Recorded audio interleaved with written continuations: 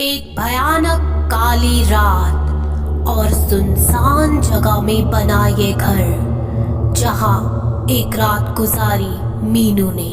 बहुत मुश्किलों के बाद मीनू को शहर में रहने की जगह मिली। वे घर में पहुंचकर तुरंत सफाई में लग गई। पूरे घर की सफाई के बाद जब मीनू तहखाने में पहुंची तो उसने देखा, अरे ये चमकती किताब कैसी है? शापित किताब, पढ़ना मना है। वाह, बहुत मजा आएगा, कमरे में ले जाकर पढ़ूंगी। मीनू उस किताब को पढ़ने के लिए ऊपर लेकर चली जाती है। अब फ्री होकर मैं इस किताब को पढ़ती हूँ। सबसे पहले सब कहानियों के नाम पढ़ती हूँ, फिर देखूंगी पहले कौन सी पढ़नी है। शापित कहानियों की किताब पढ़ना मना है। अंधेरे से लगता था डर, जिंदा जला दिया था। पन्ना पलटती कहानी गायब हो जाती है। ये कहानी है बिना सिर का जानवर बन गया और सांस न ले पाने से हुई मौत, खूनी खोपड़ी बन गया।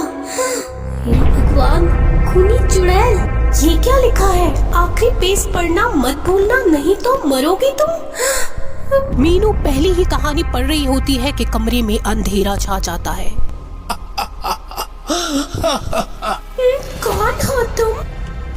मैं इस शापित कहानियों की किताब का एक भूत हूँ।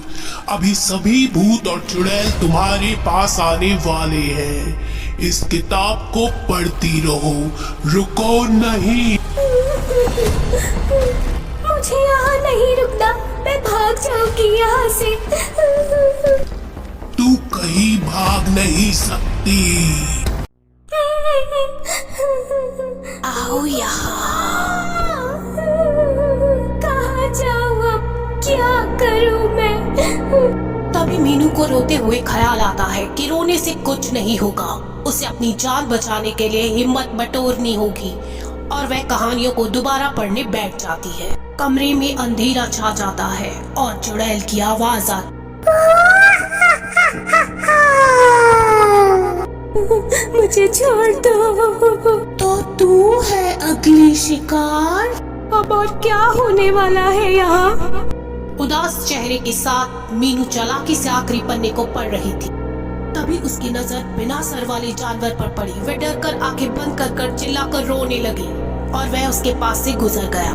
मीनू बड़ी ही चालाकी से आखिरी पन्ना पढ़ चुकी थी। उसने बाकी सब कहानियों को पढ़ते रहने का नाटक किया। भयानक हंसी की आवाज फिर गूंजी।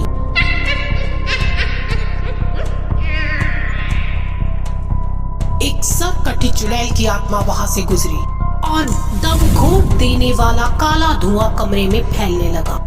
ये कैसा काला धुआं है? कौन हो तुम? जाओ यहाँ से। मीनू दोबारा बैठी ही थी कि किताब के सभी भूत मीनू को मारने आ गए। श्यामा जी, जल्दी आइए, मुझे बचा लीजिए। जाओ सब यहाँ से, वरना कैद कर दूंगी तुम्हें भी। सभी आत्माएं भाग जाती हैं। श्यामा जी मीनू को ठीक कर देती है और किताब को जला देती है। मीनू, इस किताब को खत्म करने में तुमने मेरी मदद की है। जब तो कोई मुझे ना पुकारता मैं नहीं आ सकती थी। तुम अब सुरक्षित हो, जा सकती हो यहाँ से। आपका शुक्रिया मेरी जान बचाने के लिए। हेलो दोस्तों, आपको ये एक और डरावनी कहानी कैसी लगी? क्या आप भी पढ़ना चाहेंगे ऐसी कोई श्रापित हॉरर किताब? हमें जरूर बताइएगा कमेंट करके। और हाँ, हमारी सभी स्टोरीज को ऐसे ही देखते रहिए। चैनल को सब्सक्राइब करना नहीं भूलिएगा। मिलते हैं एक नई कहानी के साथ। देखते रहिए टूनसी टीवी।